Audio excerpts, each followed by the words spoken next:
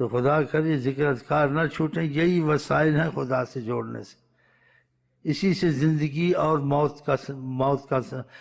موت پیدا ہوتی زندگی۔ جیسے آپ کھانا کھائیں تو آپ کی حیات کا باقی کا یہ ہو سکتا ہے زندگی باقی رہے، اور کھانا چھوڑ دیں، اسباب تو ہوتے ہیں، تو آپ کی موت یقیناً ہے یا نہیں یقیناً؟ ہاں، یہ زندگی کا جز خدا نے رکھا۔ ایسے دل کا روحانیت کا جز ہونا خدا کی محبت میں، وہ خدا رسول کی محبت ہے، اگر دل تک وہ چلی جائے۔ اسی آقا جی کا جو ذکر اذکار کرتے ہیں مثل زندہ کے ہیں، جو نہیں کرتے مثل مردہ کے ہیں، ادھر بھی زندگی موت ہے۔ جیسے کھانے کو کھانا اور پینا سے زندگی ہے، چھوڑنے سے موت ہے، ایسے ذکر اذکار سے چھوڑنے سے روحانی موت ہے، کرنے کرانے سے دل زندہ ہوتا ہے۔ اسی آقا جی اس کو مردہ قرار دیا ہے، جو ذکر نہیں کرتا کمثل المیت، تو میت ہو چکا ہے، اس میں شعور احساس نہیں رہتا۔ اب دیکھو آپ کو خیالی طور سے شعور احساس ہے یہ چیز حرام ہے، یہ چیز حلال ہے، یہ نماز پڑھنا ثواب ہے، چھوڑنی گناہ ہے، اس گناہ سے عذاب آئے گا، اس سے، لیکن آپ میں وہ جیسے نا شعوری طور سے روحانی طور سے وہ خوف و احساس نہیں ہے، گناہ بھی کی توبہ بھی نہیں کی۔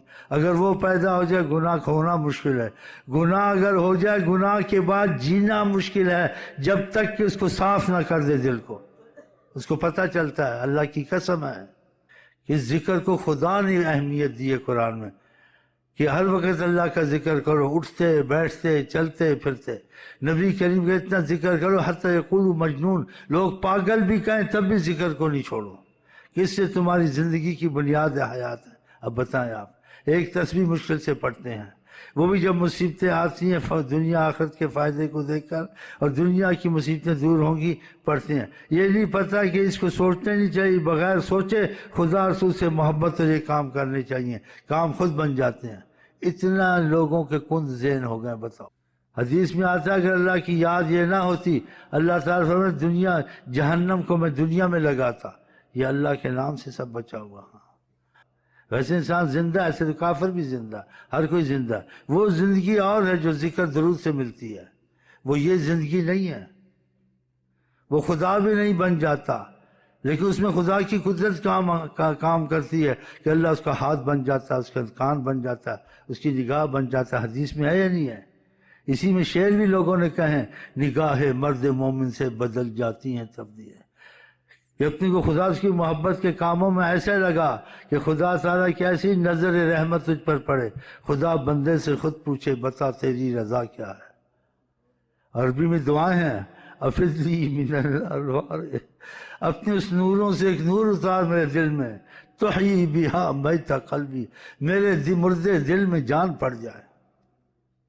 تو یہ چیزیں نہیں چھوڑنی چاہیے، جس کی آقا جی حرص کریں اور اس کو مردہ قرار دیں۔ پھر ذکر اذکار نہ کرنا، ادھورا کرنا۔ آپ اگر علاج ادھورا کریں، دوائی الوجی کے ادھوری کریں، مریض ٹھیک نہیں ہو سکتا، اس کے اصول ہیں۔ تو ان چیزوں کو اصول سے کریں، طریقے سے کریں، بڑی اہمیت دیں۔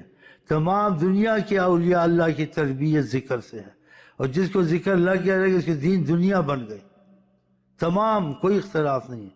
لیکن قسمت والے کو توفیق ہوتی ہے، اور جو کرتے ہیں ان کی نیت پکی نہیں ہوتی۔ مصیبت آئی ذکر کیا، دعا کیا، پھر چھوڑ دیا۔ مصیبت آئے نہ آئے، ایک بات سنیں، رحمت آئے نہ آئے، خدا رسول کا پیچھا نہ چھوڑے۔ آپ کو پیسہ ملے نہ ملے اس کے پیچھے لگے رہتے نہیں لگے رہتے۔